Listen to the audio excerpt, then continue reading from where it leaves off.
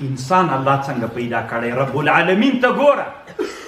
تا خو بس همدا ویلې رب العالمین تی رب مضاف رب العالمین مضاف الیه مضاف سره مضاف الیه خدای کوي چې همدا علم ده د علم وپېژنه رب العالمین طالبانو سراب پیژنئ سراب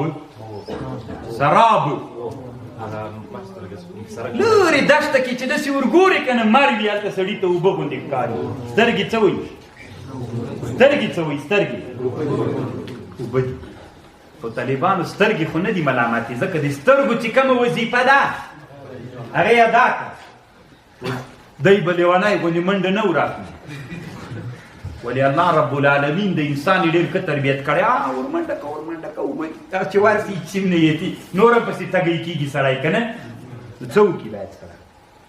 طالبانو عقل الله ورکړی عقل کې دلته په دماغو کې یوه خلا د تفکر او د تعقل دپاره ده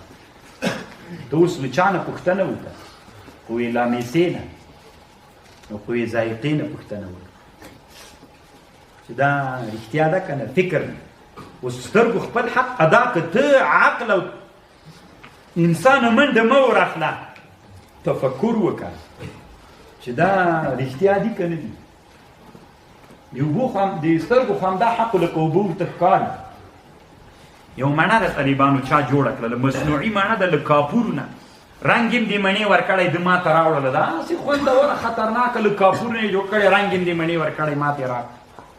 نو زه به وایم چې دا مڼه د طالبانو سترګو خپل حق ادا کړو که یې نه کړو ادا یې زه به اوس طالبانو دستي وایم چې دا مڼه ده که تفکر ته ضرورت دماغ قوی متفکره به استعانت له چا نه غواړي له ذایقې نه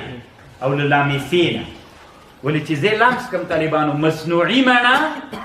او الهي مڼه په لمس کې فرق کوي که نه کوي زه به تفکر کوم دا به قوې لامېسې ته مچوم قوې ذایقې ته به یې مچوم چې دا خراب مې ورکړه طالبانو وایي او پلاستیک ده د کاپورو نه جوړه ده نو تفکر ما ته څوک ثابته کړله باصري خو انسان الله داسې جوړ کړی طالبانو تنها نه ده څومره حواس چې کار کوي پس له حواسو نه انسان باید تفکر وکړي الله جوړ کړی داسې د رب العالمین ده تنه محسوسات باصره نه ده پیدا کړې طالبانو وایي متفکره او متعقله پیدا کړې ده هغه